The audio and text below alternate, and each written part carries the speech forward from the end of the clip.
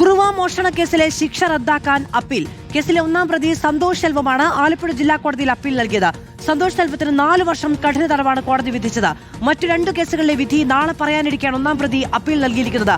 മനീഷ് മഹിപാൽ വിവരങ്ങളുമായി ചേരുകയാണ്. മനീഷ, നാടിനെ പേടിപ്പിച്ച കേസാണ്. അപ്പീലിൽ പറയുന്നത് എന്തൊക്കെയാണ്?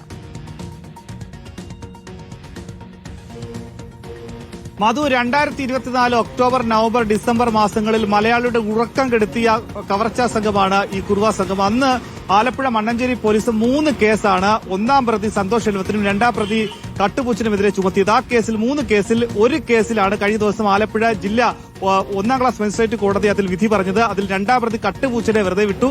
1ാം പ്രതി സന്തോഷ് സെൽവത്തിന് 4 വർഷം കഠിന തടവ് ശിക്ഷ വിധിച്ചു. അതിൽ 3 വർഷം തടവ് ശിക്ഷ അനുഭവിച്ചാൽ മതി, 1 വർഷം വിചാരണ കാലയളവാണ്. ഇപ്പോഴിതാ ആ ശിക്ഷാ നടപടിക്കെതിരെയാണ്, തന്റെ ശിക്ഷാ നടപടി പരിശോധിക്കണം, തനിക്ക് ഈ പറയുന്ന ശിക്ഷയിൽ ഇളവുകൾ വേണമെന്നുള്ള കാണിച്ചുകൊണ്ടാണ് അപ്പീൽ നിലവിൽ ആലപ്പുഴ ജില്ലാ കോടതിയിൽ തന്നെ, ജില്ലാ സെഷൻസ് കോടതിയിൽ അപ്പീൽ നൽകിയിട്ടുള്ളത്.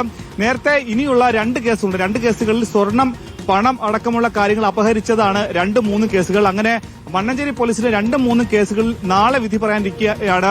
1ാമത്തെ കേസിലെ ശിക്ഷയ്ക്കെതിരെ ഇപ്പോൾ ഇതാ ആലപ്പുഴ സെഷൻസ് കോടതിയിൽ അപ്പീൽ കൊടുത്തിട്ടുള്ളത്. ഈ 2-3 കേസിലും, 1ാം കേസിലെ പ്രതിയായിട്ടുള്ള കട്ടുപൂച്ചൻ, 2ാമത്തെ കേസിലും 3ാമത്തെ കേസിലും 2ാം പ്രതിയാണ്.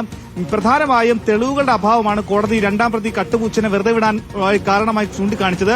2ാമത്തെ കേസിലും 3ാമത്തെ കേസിലും പോലീസ് സംഘത്തിന് തിരിച്ചടിയാകാൻ പോകുന്നത് ഈ കുറുവ സംഘം എത്തുന്നത് മുഖം മറച്ചുകൊണ്ട്, അതായത് അടിവസ്ത്രം മാത്രം ധരിച്ചുകൊണ്ട് മുഖം മറച്ച് മോഷണത്തിന് എത്തുന്നത് ഇവരാണെന്ന് എങ്ങനെ പ്രൂവ് ചെയ്യാൻ കഴിയും, എങ്ങനെ വ്യക്തത വരും എന്നുള്ള കാര്യമാണ് കോടതിയിൽ വലിയ രീതിയിൽ അന്വേഷണത്തിന്റെ പ്രതികൂലമായ ഘടകം. ഇവിടെയും കട്ടുപൂച്ചനെ കോടതി വെറുതെ വിടാൻ കാരണം ആലപ്പുഴ മണ്ണഞ്ചേരിയിൽ മോഷണം നടത്തിയത് കട്ടുപൂച്ചനാണെന്ന് തെളിയിക്കാൻ ഈ CCTV ദൃശ്യങ്ങൾ കൊണ്ട് പോലീസിന് കഴിഞ്ഞില്ല. സമാനമായ കേസുകളാണ് നാളെ പരിഗണിക്കുക. നാളെ ഈ 2ാമത്തെ കേസിലും 3ാമത്തെ കേസിലും കോടതി എന്ത് ശിക്ഷ വിധിക്കുമെന്നാണ് നോക്കിക്കാണേണ്ടത്. മനീഷ് മഹിപാലാണ് വിവരങ്ങൾ നൽകിയത്. ഈ തരത്തിൽ നമ്മൾ ദൃശ്യങ്ങളിൽ കണ്ടതുപോലെ തലയും മുഖവും ഒക്കെ മറച്ചാണ് ഈ മോഷ്ടാക്കൾ എത്തിയിരിക്കുന്നത്. അപ്പോൾ അവരാണ് എന്ന് തെളിയിക്കാൻ എന്താണ് പോലീസിന്റെ അന്വേഷണ സംഘത്തിന്റെ കൈവശമുള്ള തെളിവ് എന്ന ചോദ്യത്തിലാണ് അവർക്ക് അന്വേഷണ സംഘം നിസ്സഹായരായി പോകുന്ന സാഹചര്യം ഉണ്ടാകുന്നത്. നാളെ എന്തായാലും വിധി പറയാനിരിക്കുകയാണ്.